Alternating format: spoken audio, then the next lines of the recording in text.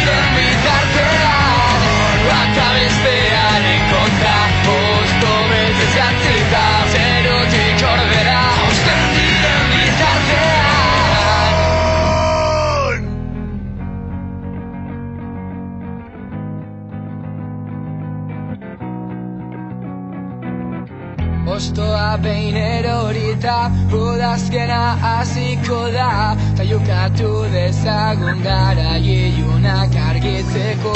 Atzean geratu dira, kanta eta gudariak. Hala ere hau ez da azkena izango ziur nago.